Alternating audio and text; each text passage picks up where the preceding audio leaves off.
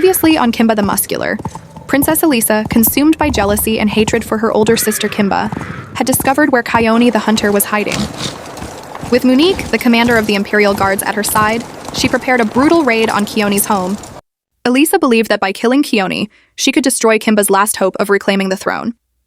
That morning, with the Imperial Guards behind her, Elisa rode out with a single mission: to eliminate the man her sister loved and crush any chance of her return to power. The first rays of dawn had barely touched the sky when the sound of horses' hooves shattered the morning silence. The peaceful village was still asleep, but Princess Elisa was wide awake, her eyes burning with determination and rage. She rode at the front of the group, her royal robes flowing behind her like dark wings. Behind her, Monique and 10 of his strongest Imperial Guards followed on their horses, their weapons gleaming in the pale morning light. They had one mission: find Kione the hunter and kill him. As they approached Kione's small house on the outskirts of the village, Elisa raised her hand and the entire group came to a halt. The house looked quiet and peaceful, exactly like every other house in the village. But Elisa knew better than to trust appearances. "Surround the house," she commanded in a cold voice. "Make sure no one escapes." The warriors immediately obeyed, spreading out in a circle around Kione's property. Some positioned themselves at the back, others at the sides. Within seconds, the house was completely surrounded.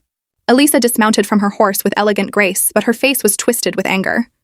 She marched straight to the front door, and Monique quickly followed behind her. "Hunter Kione!" Elisa's voice rang out like a thunderclap as she began pounding on the wooden door with her fist.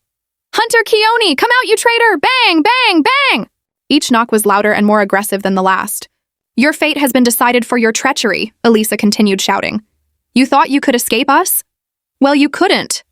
Come out and I promise your death would be swift." Monique stood beside her, his hand resting on his sword, ready to strike at any moment. The other Imperial Guards surrounded the house, their faces grim and focused. Elisa waited, her chest heaving with anger and anticipation.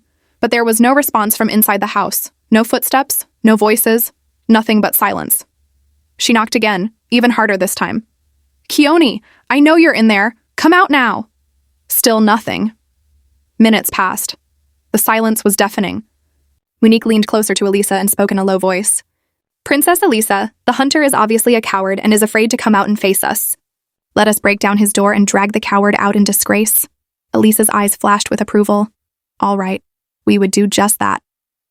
Monique stepped back and nodded to 2 of his largest warriors. "Break it down." The 2 massive men rushed forward and slammed their shoulders against the wooden door. Once, twice, 3 times, and on the 4th attempt, the door exploded inward with a loud crack. "Search everything," Elisa commanded as she strode into the house. "Every room, every corner, find him." The Imperial Guards poured into the small house like a flood. They moved quickly and efficiently, their boots thundering across the floor. They tore through Kione's bedroom, throwing blankets aside and checking under the bed. They searched the small living area, overturning furniture and looking behind every possible hiding spot. But there was nothing. No Kione, no Pearl, not a single soul.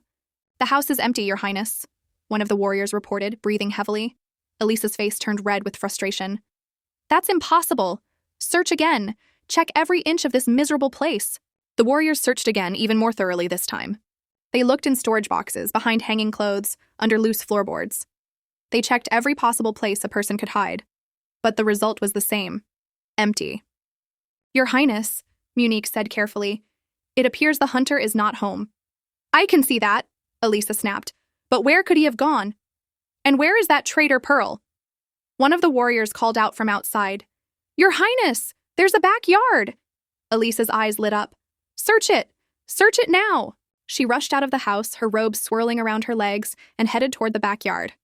Monique and the other warriors followed close behind. Kione's backyard was simple and small. There was a cooking hut made of bamboo and thatch, a few storage sheds, and in the corner, an old stone well with a wooden bucket beside it. But what caught Elisa's attention immediately was the cooking area. In front of the backyard, there was a small fire pit made of stones. On top of it sat a black iron kettle. And from the spout of that kettle, thin wisps of steam still rose into the morning air. Elisa's heart began to race. She moved closer. Right in front of the fire pit were 2 small wooden stools placed side by side. And on the ground in front of each stool sat a clay cup, half filled with tea. Elisa bent down and carefully touched the side of the kettle. It was warm. Not hot, but definitely warm. Then she picked up one of the teacups and felt it, also warm. She looked down at the fire pit. The wood had burned down to coals, but those coals still glowed with a faint red color. They hadn't been out for long. Elisa straightened up slowly, her mind racing. Then she spoke, and her voice was cold and sharp as ice. They knew. What? Monique asked, confused. Who knew what? Elisa spun around to face him, her eyes blazing. Keone and Pearl. They both knew we were coming, and they probably fled the scene as soon as they could. How could you possibly know that? Monique asked, genuinely confused. Elisa pointed at the evidence with a shaking finger. Well, dummy, there are 2 teacups that are still warm and a firewood cooker that still has red coals on it. What else do you think? They were just here. They were sitting right here drinking tea and then they heard us coming and ran away. Monique scratched his head. Oh, now I see. But how did they even know that we were coming? Elisa's face grew even more furious. She stepped closer to Monique, her voice rising. That is an excellent question. I only told you about this plan last night and then you informed your warriors. So only one of 2 things happened. Your warriors are all traitors, or I'm a fool for trusting you with this plan because you, in fact, are the traitor. Come on, princess, don't be like that, Monique said defensively, raising his hands. They could have discovered that we were coming from a wide variety of sources. We don't exactly do quiet entries, you know. They could have heard our footsteps as we were coming and ran away. Excuses, excuses, excuses. Elisa shouted, her face now completely red with rage. We had one shot to take down my sister's lover with the element of surprise, and as far as I am concerned, our failure is your fault. Your Highness, Munich tried to defend himself, but Elisa had already turned away, her fists clenched in anger. As the 2 of them argued, one of the Imperial Guards, a young warrior with sharp eyes and keen ears, stood quietly near the cooking hut. He was trying to ignore the argument between the princess and his commander, but then he heard something. A sound. Faint. Very faint. He tilted his head, listening more carefully.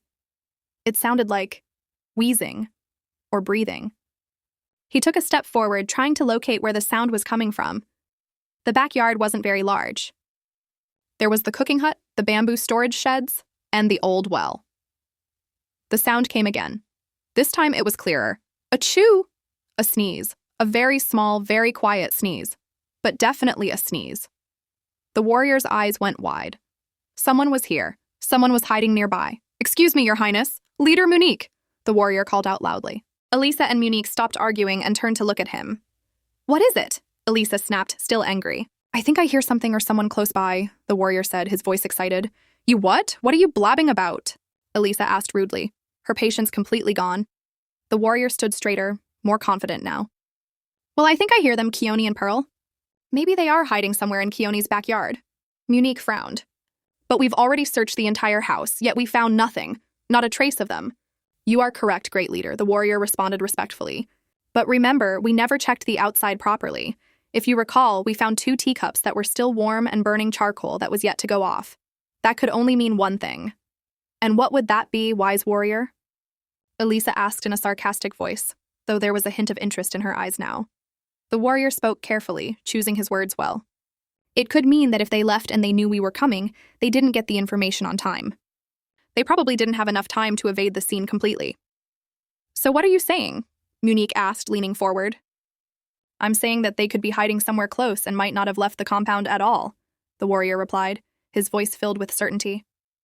For a moment, there was complete silence as everyone processed this information. Then Elisa's face changed. The anger was replaced by a cold, calculating expression. Her eyes began scanning the backyard slowly, carefully, looking at every possible hiding place. Well, what are you all waiting for? She suddenly shouted at the warriors. Start searching the foolish hunter's yard. Search everything. The cooking hut, the storage sheds, everything. Immediately, the Imperial Guards sprang into action. They rushed to the cooking hut and began tearing it apart, pulling down the bamboo walls and searching inside. They moved to the storage sheds next, throwing out bags of grain and looking behind every sack and box. With each search, they were eliminating possible hiding places. The cooking hut, empty. The first storage shed, empty. The second storage shed, empty. As this chaos unfolded above ground, something very different was happening below. 100 feet beneath the surface, deep inside the old stone well, 2 figures floated in the cold, dark water. Keone and Pearl held their breath, their lungs burning, their hearts pounding with fear. They could hear everything. The muffled sounds of boots stomping across the ground above them, the crashes as structures were torn down, the shouts of the warriors as they searched. Keone's arms were wrapped tightly around Pearl, keeping her steady in the water. They had been down here for what felt like hours, though it had probably only been minutes. The cold was seeping into their bones. Their lungs screamed for air, but they didn't dare move. They didn't dare make a sound. Above them, they could hear the footsteps getting closer, and closer, and closer. Someone was walking toward the well. Pearl's eyes went wide with terror in the darkness. She looked up, though she could see nothing but black water above her. Keone squeezed her tighter, a silent message. Stay still. Stay quiet. The footsteps stopped, right above them, right at the edge of the well. Through the water, they could hear a voice. Elisa's voice. What about the well? She asked. Keone and Pearl's hearts nearly stopped. There was a pause. Then Monique's voice replied, The well, Your Highness? Surely they wouldn't hide in a well. They would drown. Check it anyway, Elisa commanded. Check everything. Keone and Pearl heard footsteps approaching the well. Someone was coming. Someone was about to look down. In the darkness of the water, 100 feet below the surface, Pearl's hand found Keone's hand. She squeezed it tight. This was it. They were about to be discovered. Above them, a shadow fell across the opening of the well as someone leaned over to look down into the darkness. The moon hung high in the sky, casting silver light across the quiet village. It was the evening before the Imperial Guards would come, though Keone and Pearl didn't know it yet. Pearl stood at the entrance of Keone's small house, her hands nervously fidgeting with the edge of her dress. She had followed Keone here after they left her parents' house, ready to prepare for the dangerous journey to the Luba Evil Forest. Come in, Keone said warmly, pushing open his door. Sorry about the mess. I wasn't expecting company. Pearl stepped inside and looked around. The house was small but clean. There was a simple mat in one corner for sleeping, a few wooden stools and some hunting tools hanging on the walls. It wasn't much, but it felt like home. It's nice, Pearl said softly. Cozy. Cozy is a polite word for tiny, Keone laughed. But it's mine. Please sit down. Make yourself comfortable. I'll be right back. Keone disappeared into the back of the house, leaving Pearl alone in the main room. She sat down on one of the wooden stools and looked around more carefully. The house was old, very old. The wooden beams looked like they had been there for decades. The walls were crooked in some places. But despite its age, everything was neat and well kept. Keone clearly took care of his home. A few minutes later, Keone emerged from the back carrying a wooden tray. On it was a clay cup filled with warm water and a small plate with several pieces of kola nut arranged neatly. Welcome refreshments, Keone announced with a smile, setting the tray down in front of Pearl. It's not much, but it's traditional. My grandfather always said you should never let a guest sit in your home without offering them something. Pearl looked at the kola nut and water, and her heart warmed at the gesture. But years of proper home training kicked in automatically. Oh, this is so thoughtful, but you didn't have to bring this for me, she said politely. I am already full. Keone stopped and looked at her. Then he chuckled, a warm, genuine laugh that filled the small house. Please, Pearl, drop the home training, he said with a knowing smile. I know you are not really full. You are just saying so to be polite. Have you forgotten that I spent the better part of today talking with you at your house? Pearl felt her cheeks grow warm. She had been caught. A small smile crept across her face, and then she laughed too. Okay, you got me, she admitted, reaching for a piece of kola nut. But tell me you wouldn't have done the same if you were in my shoes. Keone looked at her with a stoic face and a smirk. Well, if it were me, I actually would have immediately rushed any food that is given to me for free. You see, as a hunter, you learn to cherish the slightest food you can find because you don't know when the next meal will come. Wow, that's deep, Pearl responded in a calm voice. She bit into the kola nut, savoring its bitter taste. Well, it was my grandfather who taught it to me, Keone said, his voice becoming softer, more reflective. Pearl looked up at him with interest. Wow, it then means your grandfather must have been a very wise and great man. Wait, you don't know him? Keone suddenly asked, his eyebrows raised in surprise. Pearl shook her head. No, I don't. Should I know him or something? She sounded genuinely confused. Keone looked at her with a mixture of awe and slight disappointment. Well, it's not like you should know him like it's a criterion. It's just that I thought my grandfather's reputation went without saying. He paused and his voice became a bit sadder.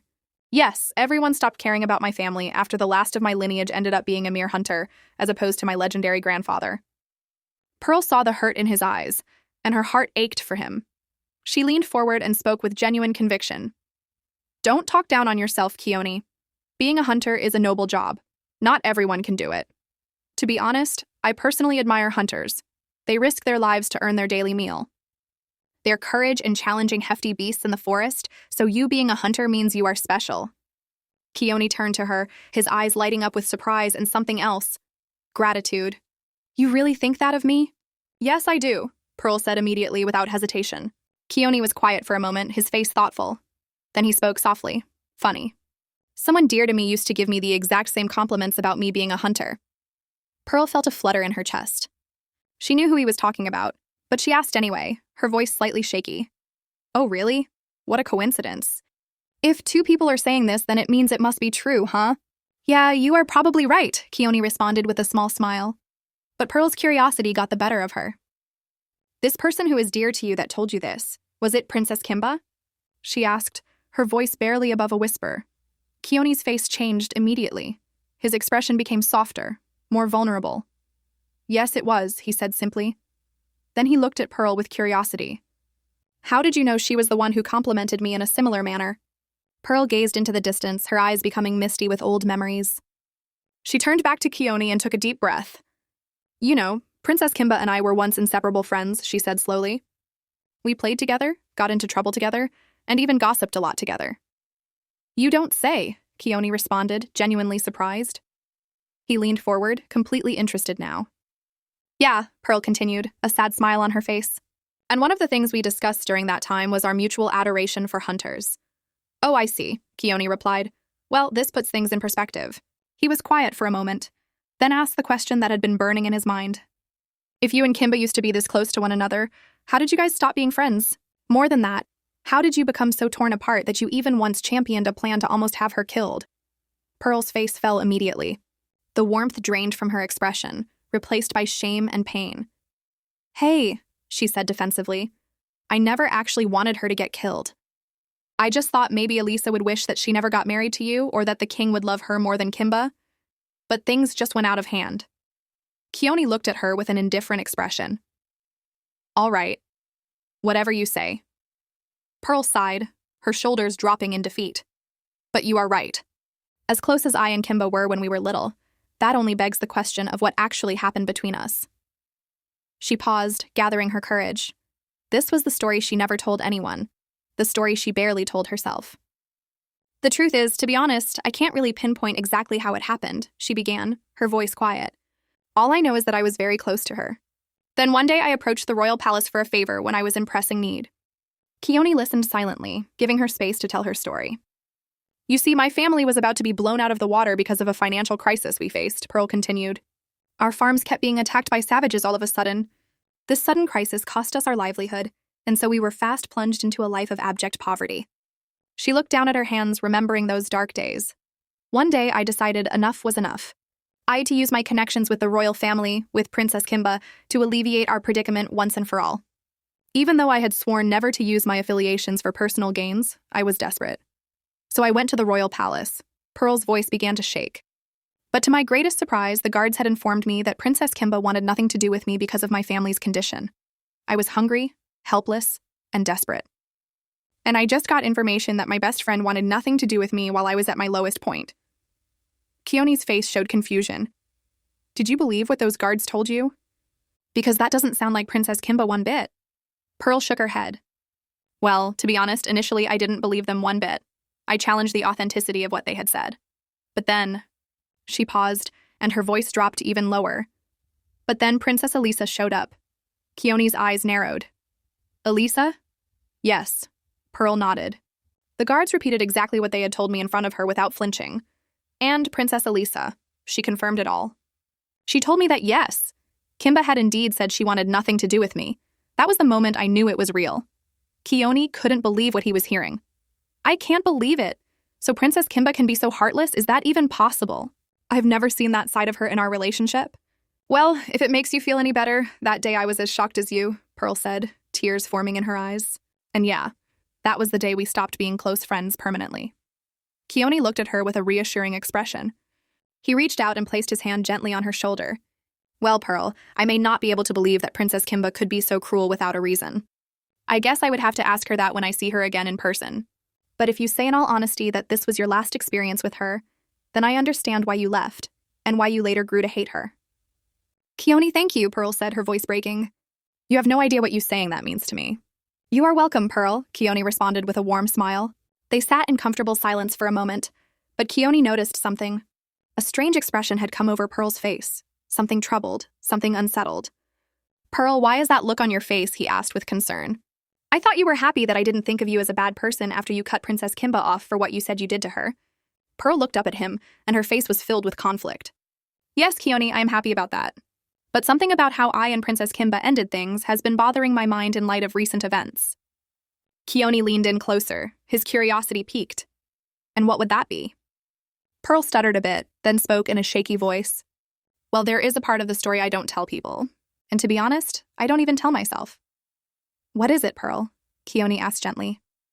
Speak your mind. Lay out your thoughts. You know I won't judge you. Pearl took a deep breath and the words came tumbling out. I didn't actually give Kimba a chance to explain herself in the whole matter. In fact, everything I know about that day she rejected me, I heard from the mouths of the guards I spoke to and Princess Elisa. Keone's eyes went wide. Wait, did Elisa ever repeat what the guards had said to you about Kimba? Or did the guards just say it to you in her presence? Yes, in fact, Pearl said quickly. Elisa reinforced what the guards said, and even made it look like Kimba had always been that type of wicked person in the past, and I wasn't able to see it. But I knew Kimba. And as far as I am concerned, her hostile behavior towards me was something new, irrespective of the circumstances. So, Pearl, what are you actually saying? Keone asked, his mind racing now. Pearl looked him straight in the eye. What I'm saying is that I never entertained the possibility that all that could have been a setup by Princess Elisa to remove me as Princess Kimba's only friend. The words hung in the air like a thunderclap. Keone sat back, his mind spinning. Why would she do all that just to make her senior sister lonely? That day, after Elisa briefed me on how wicked Kimba was, she promised to do what Princess Kimba allegedly could not, solve my family's problem once and for all, Pearl explained, speaking faster now. But in exchange, I was to cut off all ties with Princess Kimba whatsoever. It was like a transactional affair. My family problem would be solved, but only if I cut off my closest friend. Her voice broke. I was literally boxed into a corner, both physically, emotionally, and financially. I didn't even have time to think. It was actually surreal. And ever since then, I became the pet of Princess Elisa, and so did my parents.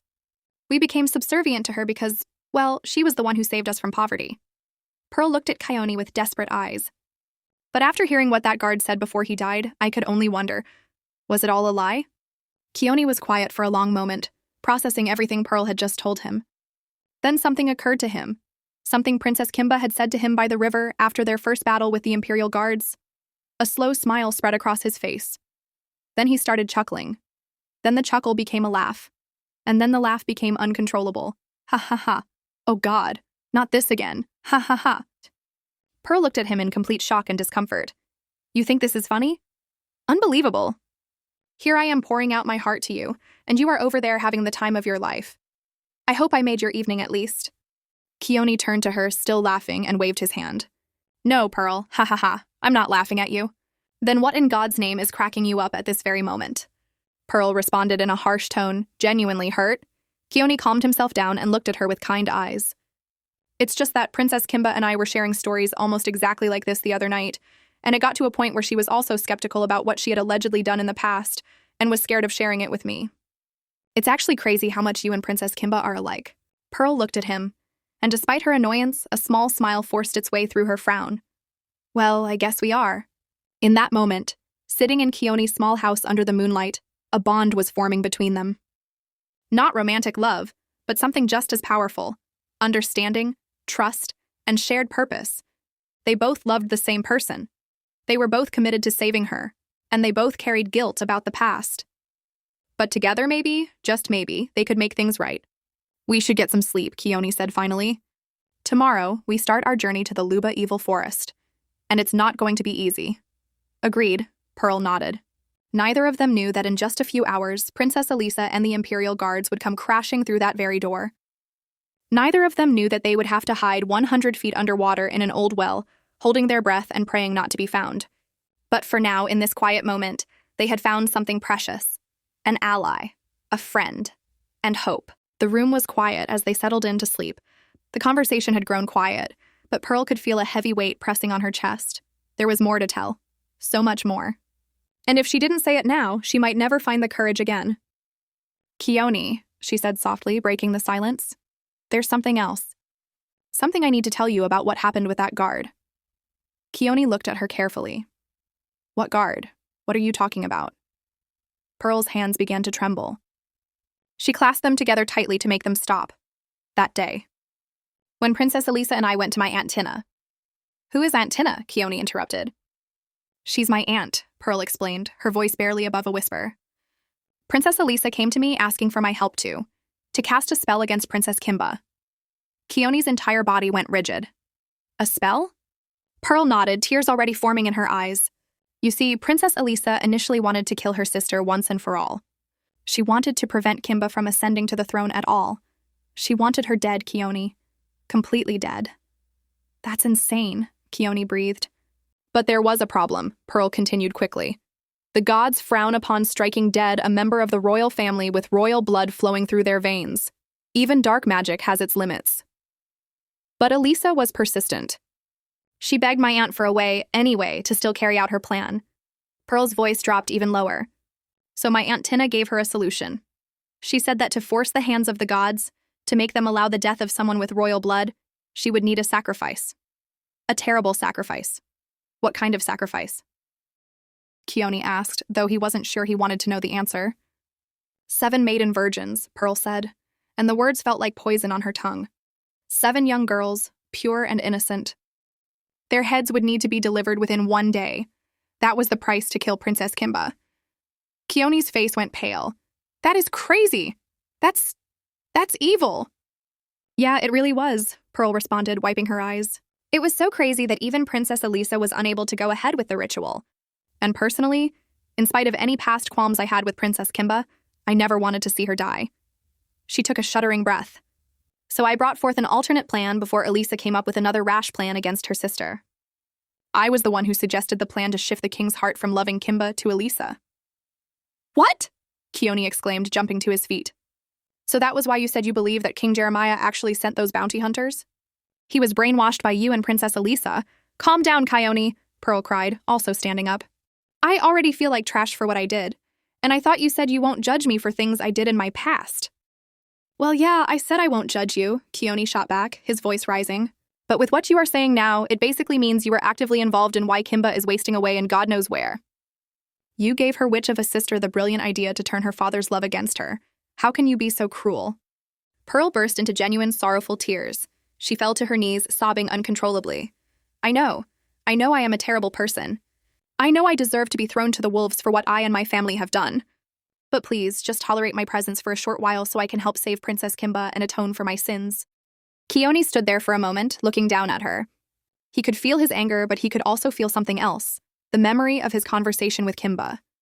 She too had carried guilt about things in her past. She too had been afraid to tell him the truth. He took a deep breath and spoke in a calm, stoic voice. Earlier, when we met, you said that because of your actions, 3 guards who escorted you were all dead. What did you mean by that? Answer me now, so I can consider forgiving you for all the sins you have committed, Pearl. Pearl looked up at him through her tears and began to speak, still sobbing. After I suggested the plan to sway the king's heart in favor of Elisa, my Aunt Tina demanded 2 human heads to carry out the sacrifice. And that was when it happened. That was when Princess Elisa showed me her true colors. She wiped her nose with the back of her hand. There and then she offered the 2 guards that had escorted us to the shrine to be used as the sacrifice for the ritual. She lured them in unsuspiciously and then led them to Tina to be slaughtered. Keone's eyes went wide with horror. I tried to stop her and my aunt, Pearl continued, her voice breaking. But Elisa conspired with Princess Elisa and they bound me in chains. They tied me up, Keone. I watched as the guards fell one after the other. I watched them die and I couldn't do anything. Her whole body was shaking now. And at that moment, as the second guard was about to die, he looked at me. And with his last breath, he muttered something to me. What did he say? Keone asked quietly. He said, it was all a lie, Pearl whispered. At first I was thrown off by what he meant. But then I looked closely at his face for a second time, and I realized something terrible. He was the same guard that stopped me at the gates of the palace that day I ended things with Princess Kimba. He was the one who told me Princess Kimba wanted nothing to do with me. And then he repeated the same things he told me in front of Princess Elisa, and I believed him. Pearl looked up at Keone with desperate eyes. Don't you see? With his dying breath, he was trying to tell me the truth. That what he told me that day about Princess Kimba not wanting anything to do with me? It was all a lie. Keone stood there, frozen, as the full picture began to form in his mind. That girl, he said slowly, his voice filled with disgust. That Elisa. She truly is a demon after all, isn't she? What do you mean? Pearl asked, standing up slowly. Keone began pacing back and forth, his mind working quickly. Don't you get it, Pearl? It was all Elisa. It has always been Elisa. He turned to face Pearl, his eyes blazing with understanding. She was the one who sent those savages to infiltrate and destroy your farm so that your family would become poor. She was the one who bribed the palace guards to lie to you about Princess Kimba's reaction to your family's condition. She engineered the whole bloody thing. Pearl's mouth fell open. But why would she? To separate you from Kimba, Keone continued, his voice rising with certainty. Don't you see? She wanted her senior sister to always be lonely. She wanted Kimba to have no friends, no allies, no one to turn to. Killing human beings, manipulation, hatred, it's all out there in black and blue. Pearl felt like the ground was disappearing beneath her feet. Then we have to stop her. And how exactly do you suggest we do that, huh? Keone asked, throwing his hands up. We can't just tell the villagers that she has brainwashed the king and is holding the crown princess hostage. Do you think they would believe peasants like us accusing a member of the royal family of such grievous acts? We would be lucky if they wouldn't feed us to lions for that type of treason. So what are we going to do about Princess Elisa? Pearl asked desperately. If she is left unchecked, she can destroy the whole kingdom or even worse. Keone stopped pacing and looked at Pearl with determination in his eyes. We would do the only thing we can do. We would do everything possible to save Princess Kimba from the clutches of her sister by breaking the spell from the king's heart in the Luba evil forest. We would do whatever it takes. And we hope to God that once my love Princess Kimba is free, she will be able to put a stop to her sister's madness once and for all. Pearl looked at him with admiration. Despite everything she had just confessed, despite all her terrible mistakes, he was still willing to work with her, still willing to give her a chance at redemption. Now I see why Princess Kimba fell head over heels for you, Pearl said softly. You are so confident and reassuring. Keone smiled slightly. Really? I always thought it was because of my dazzling looks. Despite everything, despite the weight of their conversation, Pearl couldn't help but roll her eyes and let out a small laugh. Keone's expression grew serious again. Pearl, I'm sorry for the way I yelled at you earlier, even though I promised that I wouldn't overreact. I was just surprised by the whole thing. A part of me hoped that you were never involved in betraying Kimba, because I've come to know you as a kind person. Really? And why is that? Pearl asked. Well, for starters, you saved me from nearly biting the dust back at the river separating our village and the Luba evil forest, Keone explained. You took care of me at your house, a stranger for that matter. That shows me that you have good in your heart, tons of it. And I'll be naive to overlook all these good things I've seen from you and judge you solely on the mistakes that you have made in the past. Pearl felt tears forming again, but this time they were tears of gratitude. Thank you, Keone. I needed to hear this, especially coming from you. All right, enough with the patting ourselves on the back, Keone said, clapping his hands together. If we want to save my love, Princess Kimba, we have to draft out a solid plan for maneuvering the harsh terrains of the Luba evil forest, especially as we are going to be going on this journey alone. Right? Right, Pearl responded with determination.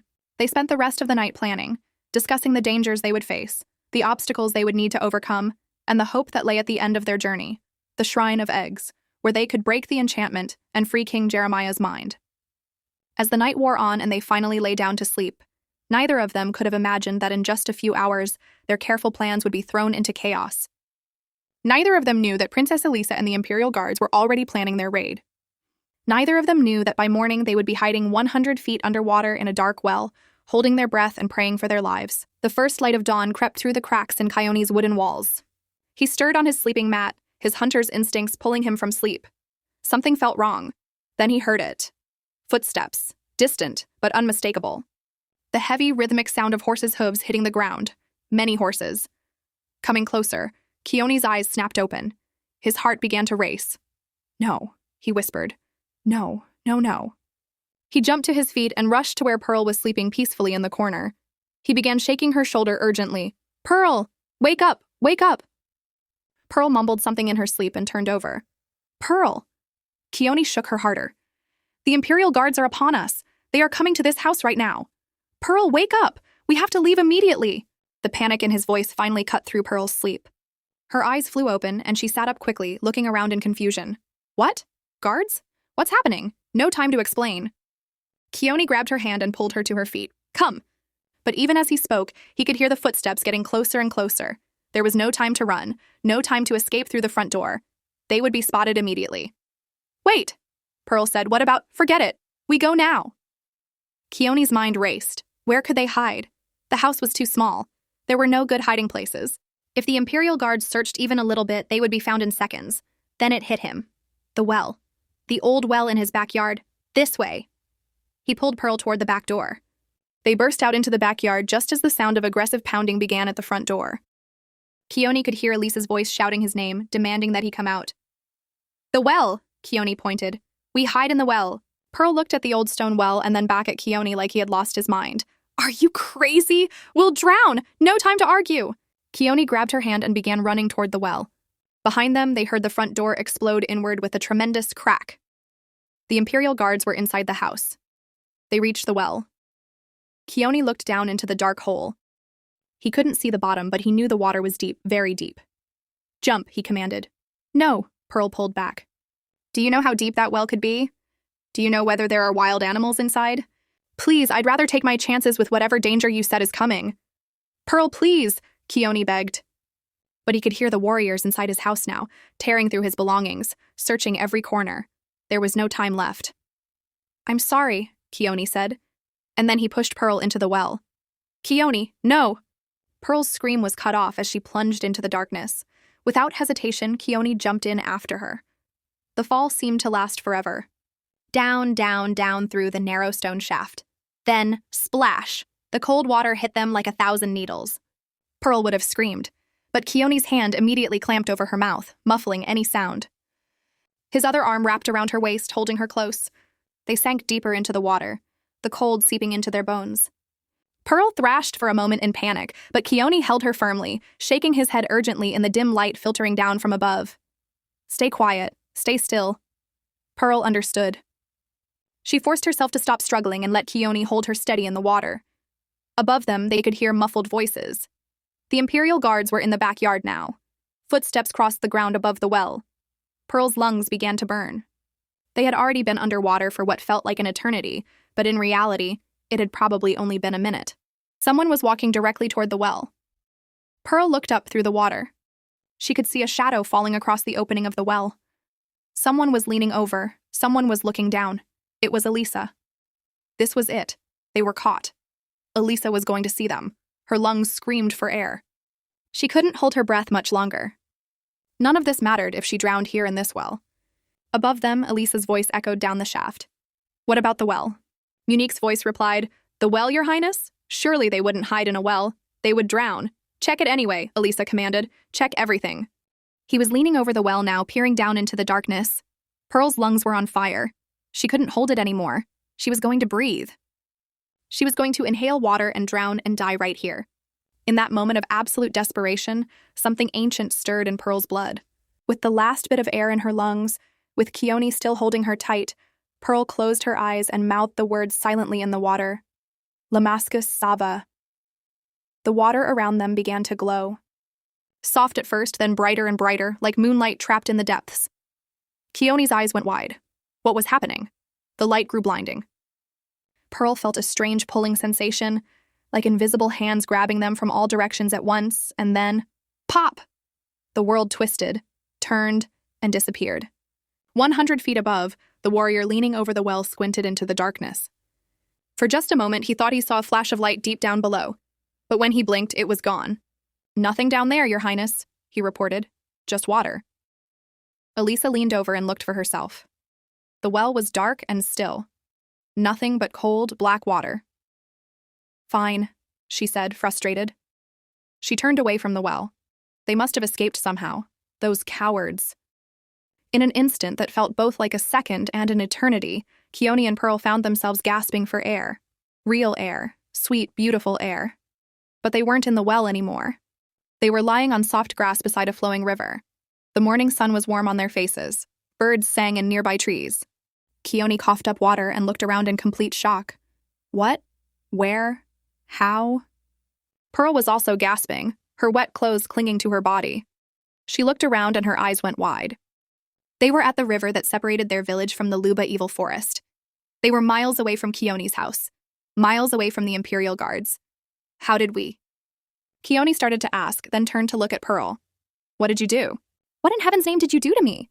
Pearl was breathing hard, still recovering from nearly drowning. I can explain. You better. Keone shouted, his fear turning to anger. We were in a well underwater, about to be discovered by Elisa, and then you muttered some gibberish, and now we're here. What are you? Who are you?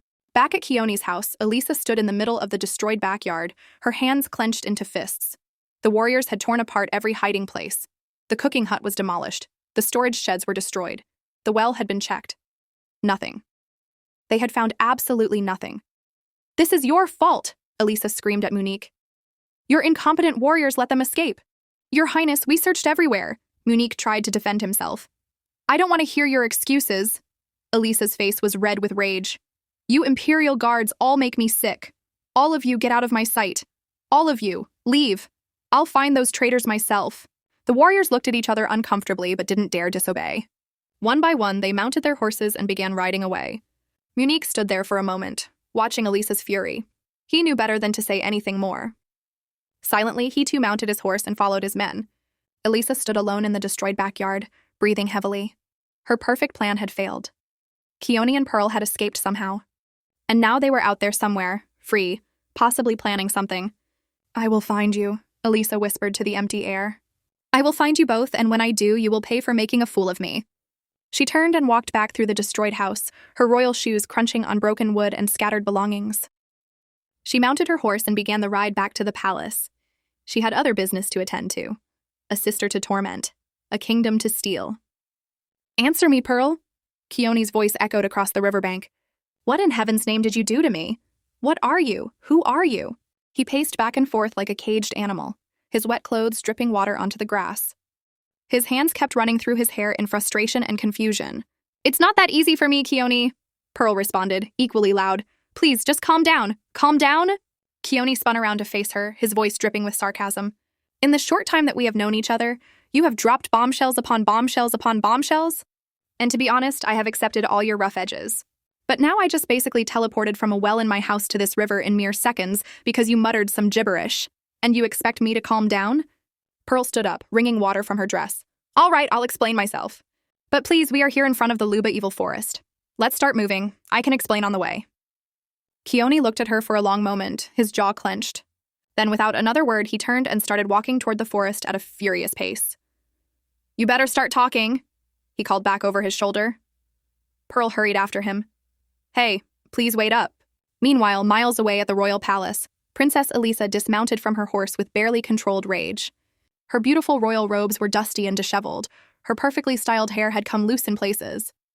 She looked nothing like the composed princess who had left the palace that morning, but she had somewhere to be, someone to see. "That fool of a sister," Elisa muttered to herself as she stormed through the palace corridors. "They must have planned this, her and that foolish hunter. I feel something brewing in my gut." Her footsteps echoed through the empty hallways as she made her way to the tower stairs that led down to the dungeons. "Let me go and make it clear to her that she is never going to see the light of day, no matter what they had planned," she said to herself, her voice cold and determined. With every step down the stone staircase, her anger grew. Her royal shoes, the ones that had belonged to her mother, made a distinctive clicking sound against the stone. Click, click, click. Deep in the darkness of the dungeon, Princess Kimba sat bound in heavy iron chains. She had been in a trance-like state for hours, her mind wandering through memories and pain. But suddenly, a sound pulled her back to awareness. Footsteps. Coming down the stairs. Click, click, click. Kimba's eyes opened. She knew those footsteps. She would recognize them anywhere. Could that be my father? She whispered to herself, a flicker of hope igniting in her chest, but then she listened more carefully. No, those footsteps are too timid for my hefty father. It must be a lady's shoe of some sort. Click, click, click. The sound grew closer. Kimba's eyes widened as memory flooded back, but that clicking, like gold embedded into the sole of the shoe. She strained against her chains, trying to see into the darkness of the corridor. Wait. Only one person I can remember wore that shoe. And then, emerging from the shadows like a nightmare made flesh, Princess Elisa appeared in front of Kimba's cell. Kimba felt her heart sink. Of all the people in the palace, Elisa was the last person she wanted to see. Elisa stood there for a moment, staring at her sister with an expression of pure disgust. Then her lips curved into a cruel smile. "Hey, sister," Elisa said in a calm, sinister tone. "How have the mighty fallen?" She stepped closer to the bars, looking Kimba up and down like she was examining a diseased animal. "Look at you, dirty, ugly, and smelling. You've been rotting well in this cell, I can see. I'm glad you've begun settling into your new home. Because make no mistake, dear sister, you are never seeing the outskirts of this cell ever again." Elisa paused, smirked, and stared at Kimba with deadly satisfaction. For a long moment, Kimba said nothing. She kept her eyes on the floor, her muscular body tense with barely controlled emotion. She was too angry to look at her evil little sister's face. Then slowly she began to speak in a low, airy whisper. "You monster." Elisa's smile faltered slightly. Kimba continued, her voice growing stronger. "What have I ever done to you to deserve all this? Ever since we were little, I have always prioritized your happiness over mine, Elisa. You were perfect, slim, non-muscular, and beautiful.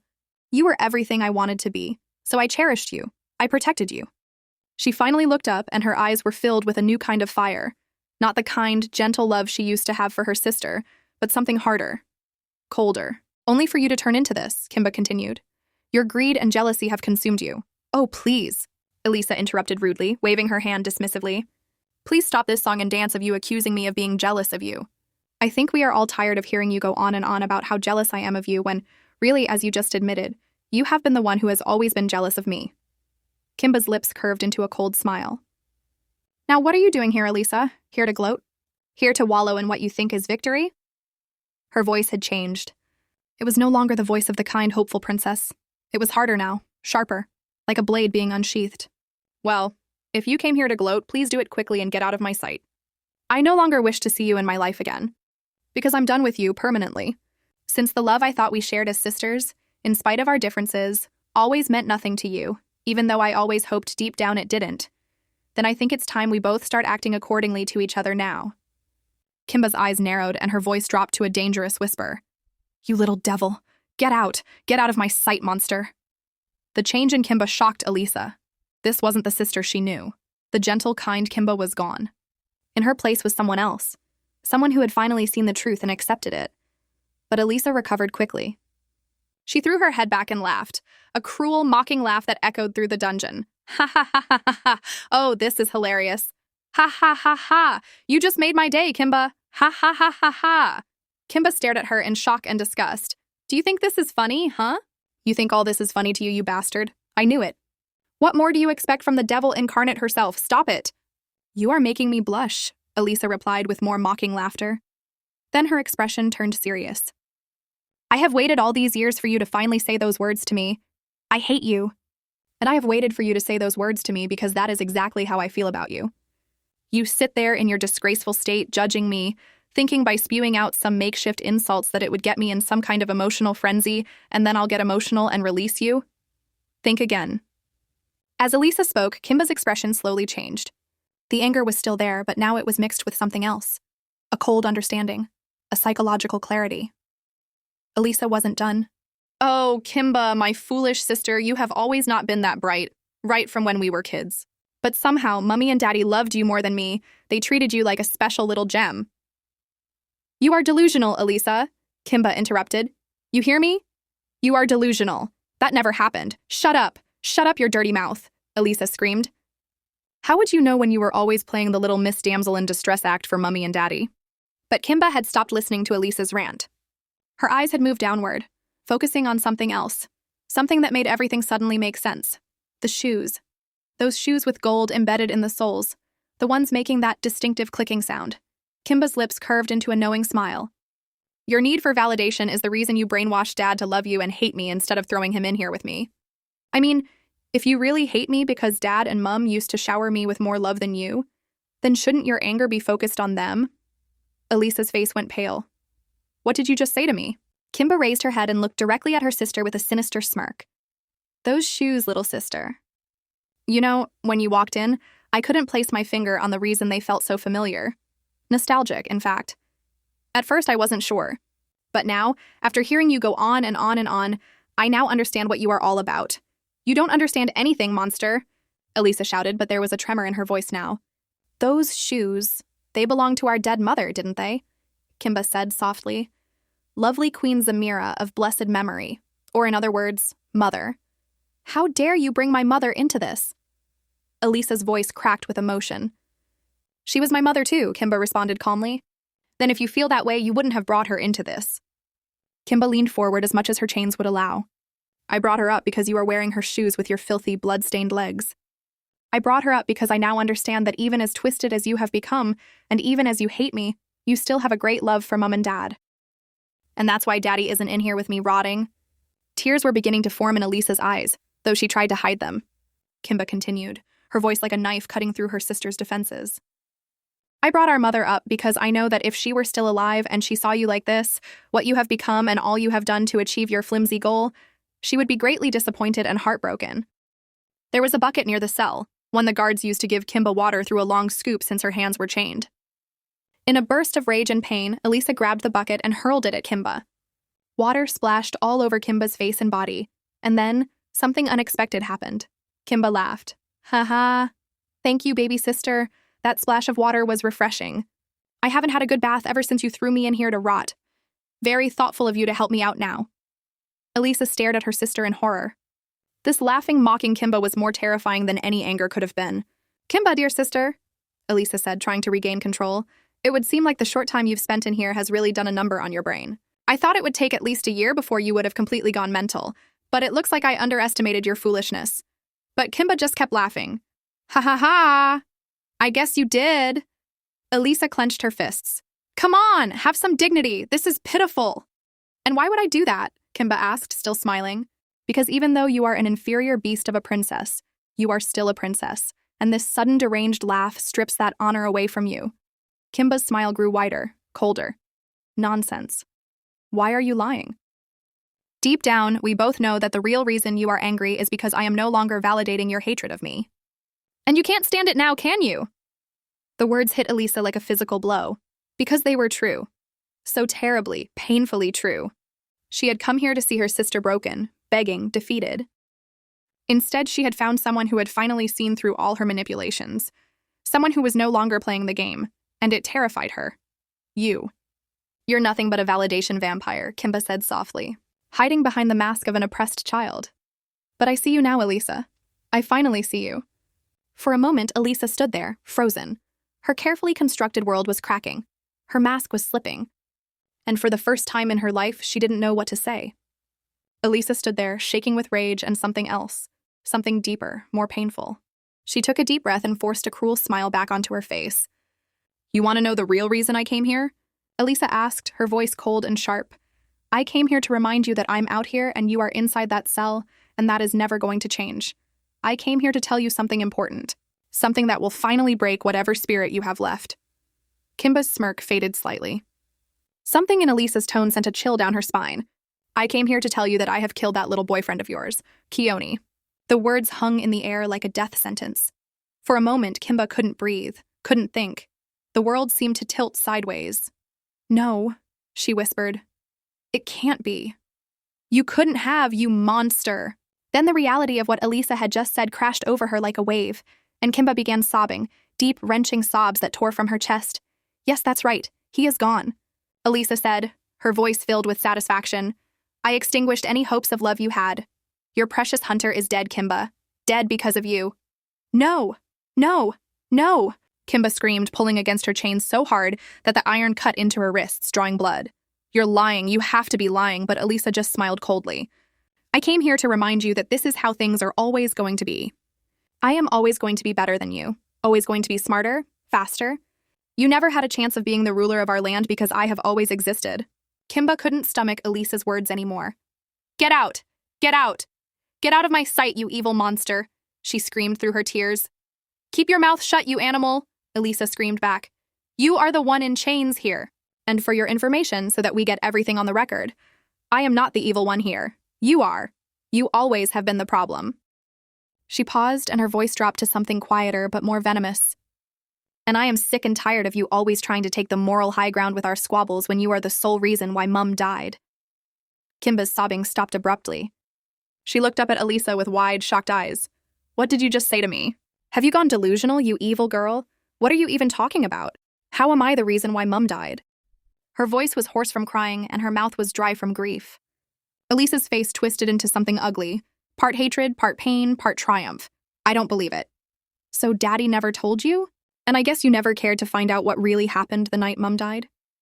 Kimba was stunned into silence, trapped between anger, sorrow, and confusion. Well, since this would be the last time I would be coming down to this hellhole to see you, I'd rather do you my last respects and inform you of what really happened that night.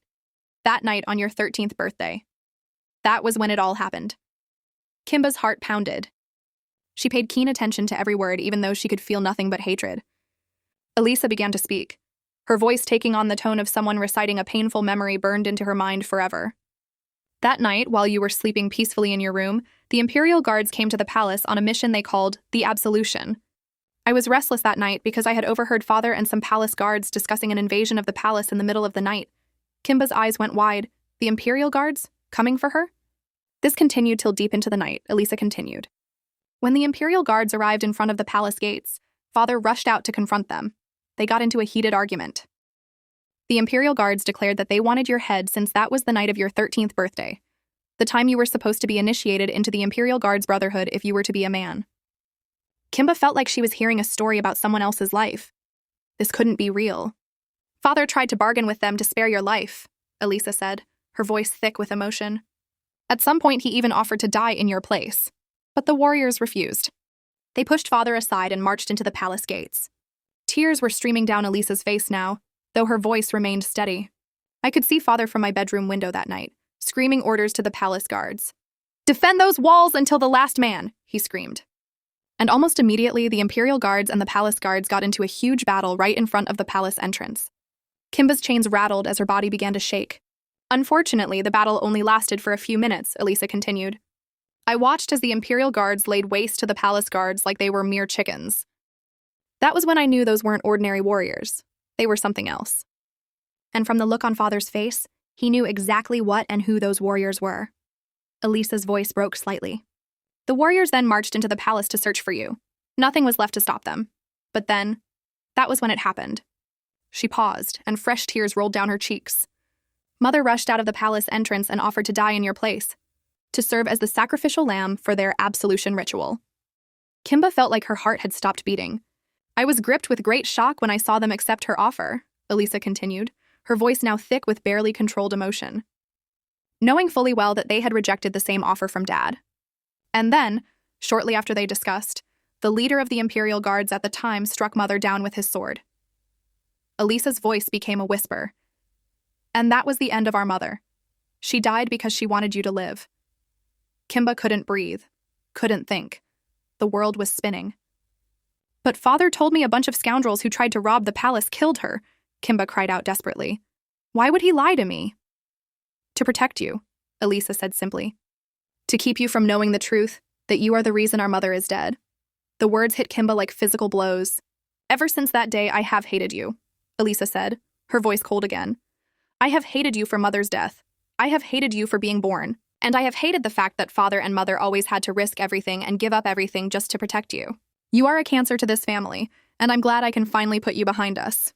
She turned to leave, but then stopped and looked back one more time. I won't kill you because of Mother's sake. I would not let her death be in vain. Goodbye, sister. With those final words, Elisa began walking away, her mother's golden shoes clicking against the stone floor.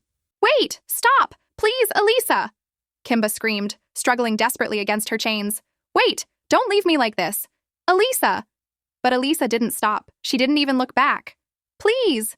Kimba sobbed. Please, Elisa! Come back! Tell me it's not true! Tell me you're lying! Elisa! The sound of footsteps grew fainter and fainter until finally there was only silence. Kimba was left alone in her cell, the weight of everything that had just been revealed crushing down on her like a mountain. Keone was dead. Her mother had died to save her. Her father had lied to her for years. And her sister, the baby sister she had always protected and cherished, hated her with every fiber of her being. She had lost everything: her freedom, her throne, her father's love, the man she loved. And now even the memory of her mother had been tainted with this terrible truth. Kimba curled up on the cold stone floor as much as her chains would allow and cried. Deep, soul-wrenching sobs that echoed through the empty dungeon. She cried until she had no tears left. Until her throat was raw and her body was shaking uncontrollably. And in that moment of complete despair, her mind drifted to another time, another painful separation. Another friend who had disappeared from her life without explanation, Pearl. She remembered the day Pearl had stopped coming to see her. The day their friendship had ended without a word of explanation. And now, miles away from the palace, walking through the forest toward the Luba Evil Forest, Pearl was thinking about that exact same moment. Both of them, separated by distance but connected by the same painful memory. Both of them wondering if things could have been different.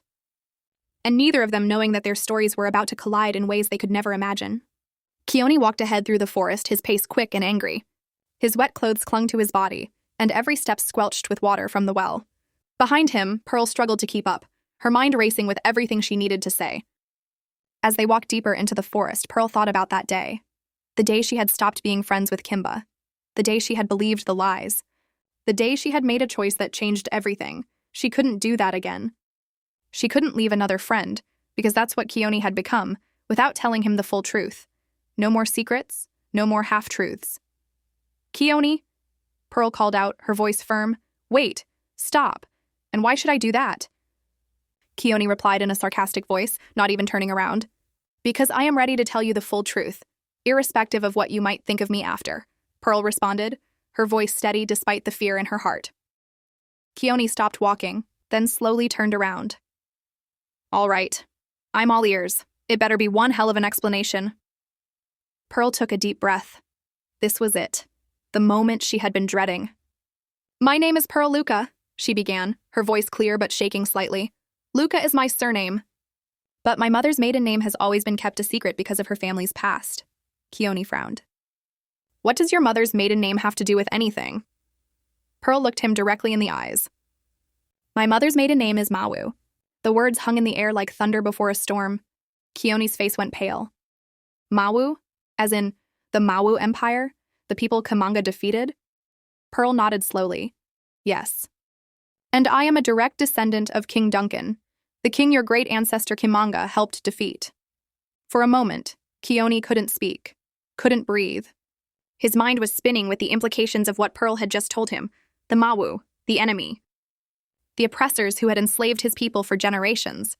The witch warriors who had terrorized his ancestors. And Pearl was one of them. Fear flashed across Keone's face, genuine, primal fear. His hand instinctively moved toward where his knife would have been, though he had lost it in the well. You're one of them? The enemy?" "My ancestors were," Pearl said quietly. "But I am not. Keone, please, you have to understand." But Keone had taken a step back, his eyes wide with shock and distrust. At that exact moment, miles away at the royal palace, Princess Elisa was walking out of the passageway that led from Kimba's dungeon. Her face was still wet with tears, though she had stopped crying. Her mother's golden shoes clicked against the stone floor with each step. She felt strange. Suddenly, the air around her shimmered. Elisa stopped walking and looked around, confused. "What?" she whispered. "Who? What is this? Is this real?" A figure began to materialize in front of her, translucent, ghostly, but unmistakable. It was Tina, the witch doctor, appearing in a dreamlike revelation. "Ha ha ha." Tina's voice echoed through the corridor, though her lips barely moved. "Of a truth, it is I, Tina, the strongest witch doctor in all the land. And I have come to warn you." "Warn me? About what?" "My niece Pearl is on her way with a hunter deep inside the Luba evil forest," Tina said, her ghostly form flickering like candlelight. "So that's where she is," Elisa muttered. Then her eyes went wide. "But isn't that the same forest my sister Kimba and Keone the hunter were going to before I stopped them with the Imperial Guards?"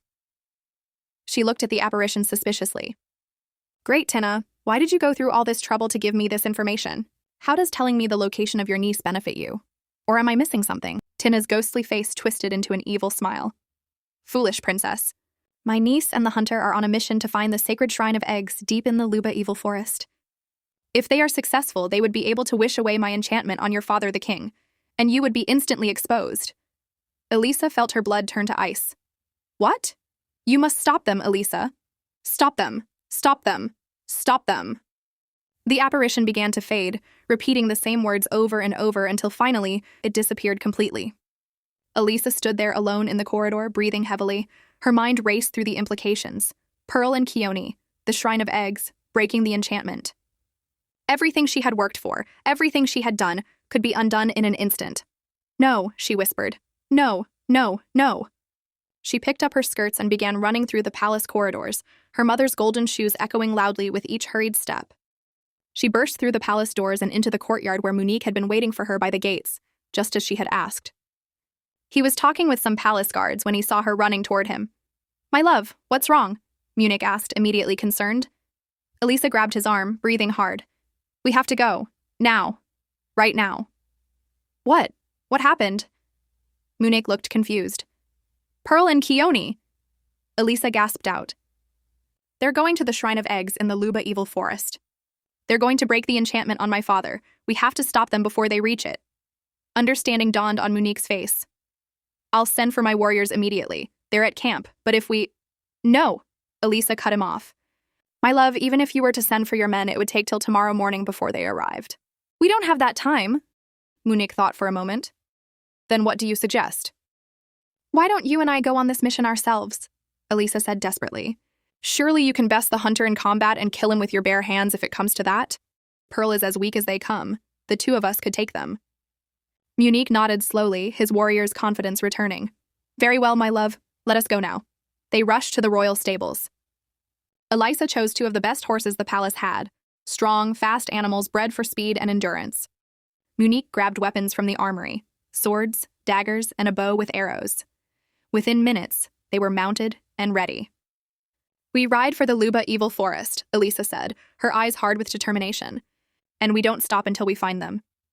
And when we find them? Munique asked. Elisa's voice was cold as ice. We kill them both, no mercy, no hesitation. They die before they reach that shrine. With a kick of their heels, the horses burst into motion. They galloped out of the palace gates and onto the road that led toward the forest. Back in the forest, Keone was still staring at Pearl with a mixture of fear and confusion. Say something, Pearl pleaded. Please, Keone, say something. Keone opened his mouth, then closed it again. His mind was overwhelmed.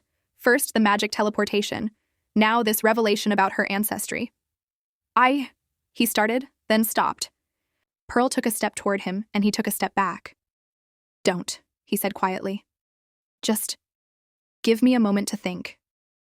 Pearl's heart broke. She could see the fear in his eyes, the distrust, and she understood it. Her ancestors had done terrible things to his ancestors. I'm not your enemy, Keone, Pearl said softly. I'm not what my ancestors were. I'm trying to help. I'm trying to make things right. I know, Keone said, his voice hoarse.